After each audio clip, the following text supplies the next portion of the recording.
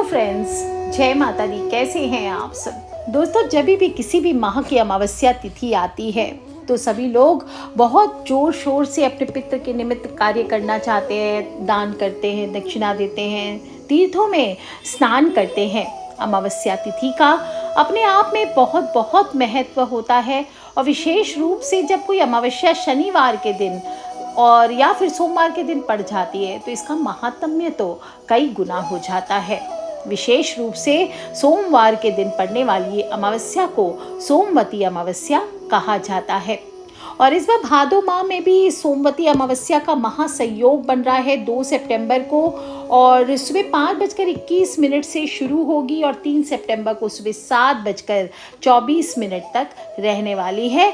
तो सभी लोग बिना 2 या 3 कौन सी तारीख को मनाएं ये जाने बिना 2 तारीख को ही सोमवती अमावस्या मनाएंगे। इस दिन विशेष रूप से जो सुहागन महिलाएं होती है वो व्रत रखकर भगवान शिव और माता पार्वती की पूजा करती है, अपने पति की लंबी आयु के लिए आशीर्वाद मांगती हैं।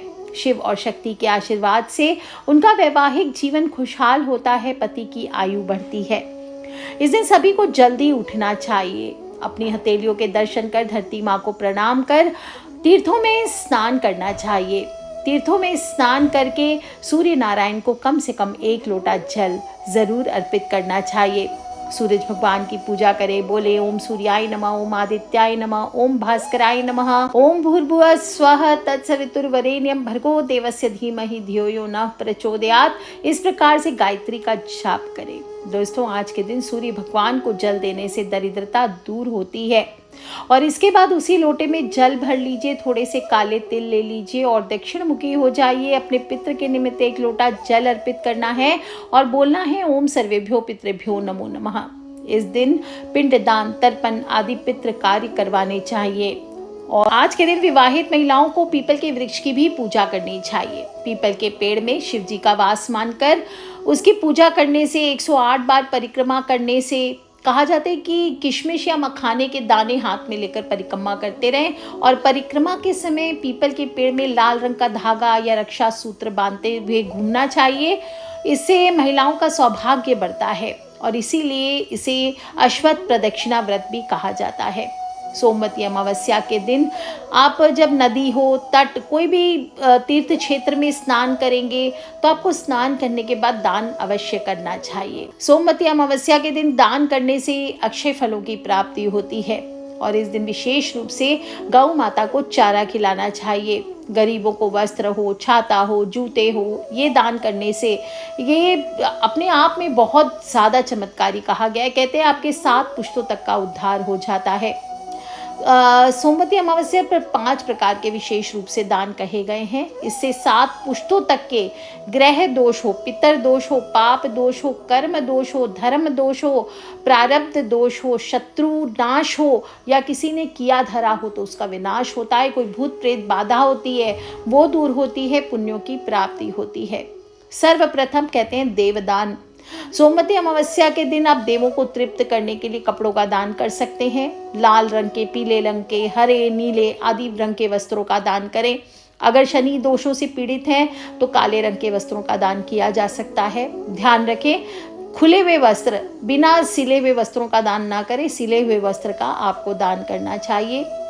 पितृ दान कर सकते हैं। अपने पितृ को तृप्त करने के लिए आपको अन्न का दान करना चाहिए और आप जो भी खाना बनाएं, अगर ज़्यादा अन्न का दान, नियम तो ये होता है कि आप अपने परिवार के जितनी उम्र है सबकी उसके अनुसार आप अन्न का दान करें। नहीं कर सकते तो कम से कम जो आप खाना बनाते हैं उसमें से कुछ हिस्सा गौ माता, कौवा, कुत्ता, इन लोग को आपको खिलाना चाहिए। तीसरे प्रकार का दान होता है ग्रह दान। ग्रह दान यानी जैसे कि सोमवती अमावस्या है तो सोमवार के दिन चंद्रदेव से संबंधित को करने चाहिए। जैसे चांदी हुआ, सफ़ेद कपड़ा हुआ, दही हुआ, खीर हुआ, मिश्री हुआ, चावल हुए, साबुत चावल, मोती आदि का दान किया जा सकता है।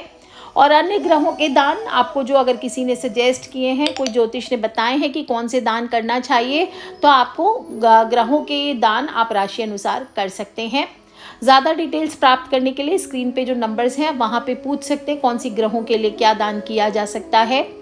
और यदि आप सोमवती अमावस्या को अन्न और वस्त्र का दान एक साथ करते हैं तो इससे पितृ, देव और ऋषि तीनों तृप्त होते हैं। वस्त्र देवों को और अन्न पितर और ऋषियों को प्राप्त होता है। दोस्तों, आज के दिन जो चौथा दान बहुत विशेष होता है वो है गौ माता का दान। यदि आपके पितर वैतरणी नदी के किनारे फंसे होंगे तो कहते हैं कि गौ माता की मदद से वे वैतरणी को पार कर पाते हैं। और गरुड़ पुराण हो, प्रेत मंजरी हो, सभी में लिखा है कि आप अगर नहीं दान कर सकते गौ माता का तो कम से कम गौ माता के निमित्त आप गौ चारा का आपको दान करना चाहिए। 5वां दान है दीपदान। दोस्तों, तंत्र साधना में सबसे ज्यादा दीपदान को महत्व दिया गया है, मानव यज्ञ कहा गया है इसको। और दीपक की ज्योति अपने आप में बहुत अधिक महत्वपूर्ण होती है। घर परिवार में यदि बहुत सारी बीमारियां फैली हुई है, परेशानियों से जूझ रहे हैं, तो आज जो मैं आपको अमावस्या की तिथि पर ये दीपक दान बता रही हूँ, ये आप कर लीजिए, स्वयं से कीजिए। आपको किसी के द्वारा कुछ कराने की ज़रूरत नहीं है, आप कीजिए और आप देखेंगे कैसे आपके जीवन की कठिनाइयाँ स्वतः ही समाप्त हो जाती है। कोई भी बुरे से बुरे रोग हो, कोई कुकृत्य हो जो आपने किए हो, पिछले पास्ट में आपने कोई गलत काम किए हो, कोई ग्रह बाधा है, वो सभी की शांति होती है। अगर आपके अंदर अट्रैक्शन पावर नहीं है, लीडरशिप नहीं है, कोई भी आप इंटरव्यू में जाते हैं क्लियर नहीं कर पाते हैं, तो प्राणियों को वश में करने की शक्ति आपके अंदर आ जाती है। आपके घर में वास्तु दोष हो, नकारात्मक ऊर्जा हो, तो ये दूर होकर के सकारात्मक ऊर्जा का आपके घर पे संचार होता है। घर के सभी सदस्यों को यश, मान, सम्मान की प्राप्ति होती है, प्रसिद्धि मिलती है, शत्रुओं पर विजय प्राप्त होती है और घर में सुख समृद्धि का वास होता है। दोस्तों, आज के दिन में जो दीपक का उपाय बता रही हूँ, अगर आप सच में कर लेते पूर्ण श्रद्धा विश्वास के साथ और आत्म शरणागति भाव अपना करके रखते हैं, तो आप देखेंगे ये दीपक जैसे जैसे प्रज्वलित होता है आपके जीवन में, वैसे वैसे जो 33 कोटि देवी देवता हैं सभी आपकी सुरक्षा के लिए खड़े हो जाते हैं और आपको उनका आशीर्वाद प्राप्त होता है। क्या करना है आपको? अमावस्या के दिन सुबह सुबह शुद्ध अवस्था में आप आंकड़े के एक पत्ते को ले आइए, है ना। अगर आपके पास आंकड़े का धागा से आप बना सकते हैं, उसकी बाती बना सकते हैं, आंकड़े के रुई की बाती बना सकते हैं तो वो बना लीजिए। और नहीं तो आप मार्केट से भी ले सकते हैं आंकड़े के रुई की बाती, और नहीं तो आंकड़े का पत्ता ला करके आप उसको अच्छे से जला लीजिए। उसके बाद जो उसका चूर्ण होगा वो आपको ले करके कपास की जो बाती होती है, रुई होती है कपास, उसके बीच में उसका पाउडर को आपको डाल देना है और बाती बना लेनी है। ध्यान रखिए, अगर आपके पास आंकड़े के सूखे हुए पत्ते हैं तो आप सूखे हुए पत्ते लेकर के आइए। आप कहीं से भी गिरे हुए पत्ते, हालांकि बारिश का मौसम है, मिलना मुश्किल है, फिर भी अगर मिल जाते हैं सूखे हुए पत्ते तो आप चाहे तो आंकड़े के सूखे हुए पत्तों से भी इस उपाय को कर ले। उसका चूरन बना करके आप कपास में बीच में इसको लगा दीजिए और फिर इसकी बाती बना करके आप शुद्ध गाय के घी से उसको आपको जलाना है। क्या करना है? घर के ईशान कोण में या उत्तर दिशा में आप एक चौकी लगा सकते हैं और वहाँ पर आप लाल कपड़ा बिछा लीजिए। आप लाल कपड़े पर हनुमान जी की फ़ोटो या मूर्ति हो तो वो रख लीजिए। भैरवनाथ की पूजा घर में नहीं की जाती, नहीं तो जिनके पास एक्चुअली में भैरवनाथ की फ़ोटो या चित्र होती है वो ही रखने का विधान होता है। और जो रूम की रोशनी है उसको कम कर लीजिए। इस समय में कोई भी प्रकाश व्यवस्था ना रहने दी जाए तो बेस्ट होता है, मतलब रोशनी ना हो, अंधेरे में ये उपाय करना चाहिए। लेकिन शुरू में आप कर नहीं पाएंगे, इसलिए आप थोड़ी धीमी कर ले रोशनी को एक बार। अब 1 लोटा जल आप हनुमान जी या भैरवनाथ के सामने स्थापित करें, थोड़ा भोग रखें, हाथ में जल या कॉइन लेकर के संकल्प करें। अद्य मम सकल मनोरथ सिद्धये प्रयोगानुसारेण अमुक दिन पर्यंतम अमुक संख्या मानेन पात्रेन घृतेन तैलेन व अमुकम संख्याम भीरवती का भी दीपदान महम करिष्ये। आप इतना नहीं बोल सकते तो सीधा ऐसे बोले, अद्य मम सकल मनोरथ सिद्धये दीपदान महम करिष्ये, या मैं आज अपने सकल मनोरथ की सिद्धि के लिए दीपदान करने जा रहा हूँ, ये बोल करके या जा रही हूँ बोलिए। और जल या पैसा जो भी आपने लेकर के हाथ में संकल्प किया है वो हनुमान जी के सामने छोड़ दीजिए और फिर हाथ जोड़ करके आप जलाने के बाद दीपक को प्रार्थना करें। तीक्ष्ण द्रंष्ट महाकाय कोटि सूर्य समप्रभ भैरवाय नमस्तुम्र मनुज्ञाम दातु मरहसी, इस प्रकार से बोल के ओम हंग हनुमते नमः ये बोल करके, ओम रिम जयंत भैरवाय नमः ये बोल करके आपको हाथ जोड़ना है।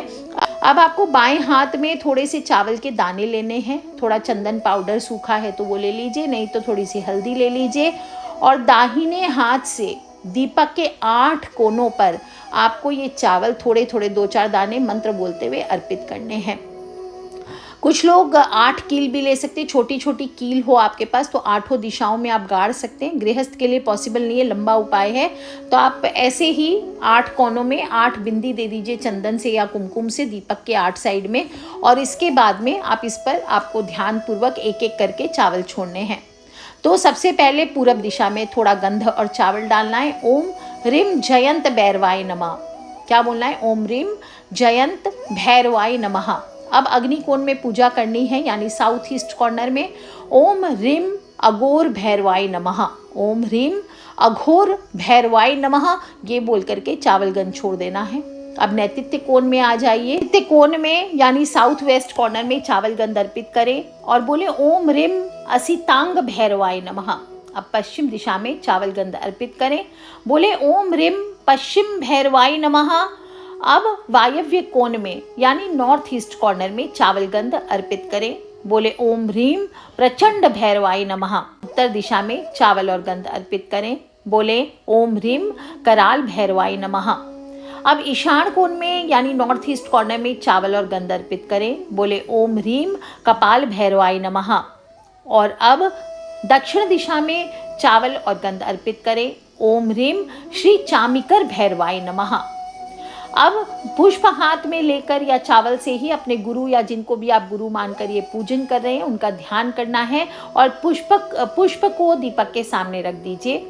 अब अगर शत्रु है और उसको भगाने के लिए करना चाहते तो एक चाकू या गुलर की लकड़ी की कील बनाई जाती है, 4 अंगुल की नोकदार कील, उसको आपको श्री हनुमते नमः का जाप करते हुए बोले ओम ह्रीम दंडाय नमः, ओम ह्रीम दंडाय नमः, ओम ह्रीम दंडाय नमः, ओम ह्रीम दंडाय नमः, ओम ह्रीम दंडाय नमः, ओम ह्रीम दंडाय नमः, ओम ह्रीम दंडाय नमः 7 बार बोलना है और उस चाकू को वहीं रख देना है।